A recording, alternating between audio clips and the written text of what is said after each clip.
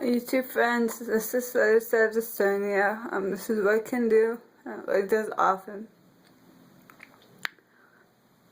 I could barely move my head today or sit up. It's a very, very beautiful day in Eugene with sunshine.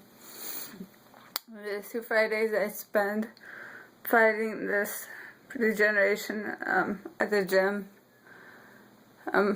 From 8 to 5 usually. I mean, not gym, yoga, combination of stretching, etc. Today I can barely move, and I have not worked out this week, so it's not because I've overworked. I flew to San Francisco to see a neurologist to see if they can do anything to help my case. I was just told again that there essentially is nothing. I mean, last thing is to retry the levodopa cardopa, which did not work the first time because I don't have the structures that contain the dopamine receptors.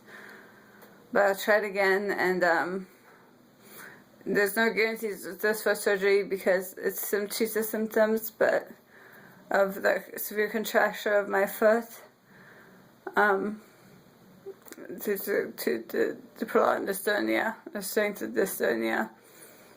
Even though my foot no longer is mobile, when they tested my foot, the muscles are still contracting from dystonia. And I'm ready for that Friday. When I get this tired, it's very hard. Because you get this tired, you almost feel depressed. So then you can it's hard to differentiate depression from this fatigue, this mental fatigue. That's experienced by a lot of people on my online dystonia support group. Of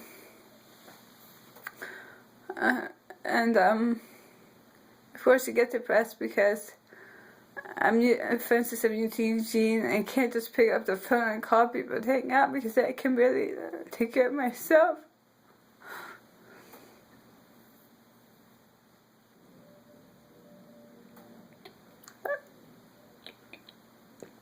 I'm so tired of fighting. The general public does not know the fight that dystonia is. Everybody's aware of cancer, of these other conditions.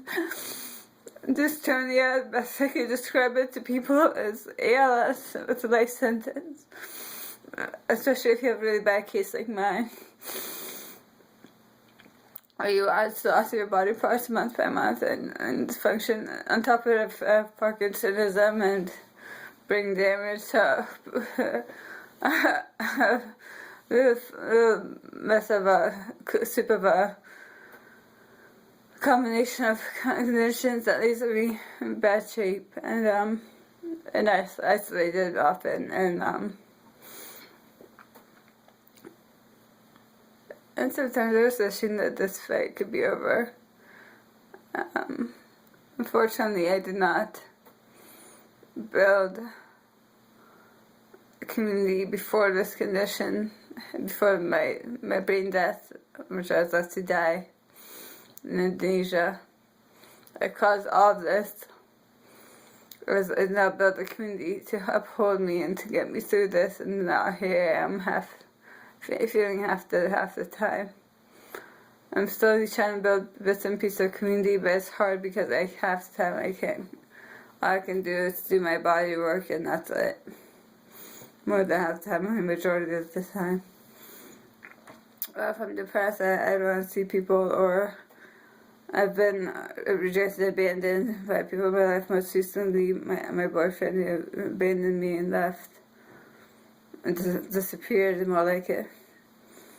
And so it makes it hard to open up to more people. When you meet people, you want to be happy and say, hey, I'm Asha, I'm blah blah, I'm this and that. You don't want to say, hey, I'm Asha, I'm facing foot reconstruction surgery and all this crazy stuff. I have this condition and I know that's not me, but it's what I'm dealing with right now so intensely. It's hard to hide. Please learn more about dystonia. spread awareness. This is something that not just I, but thousands and thousands of people suffer with. Thank you.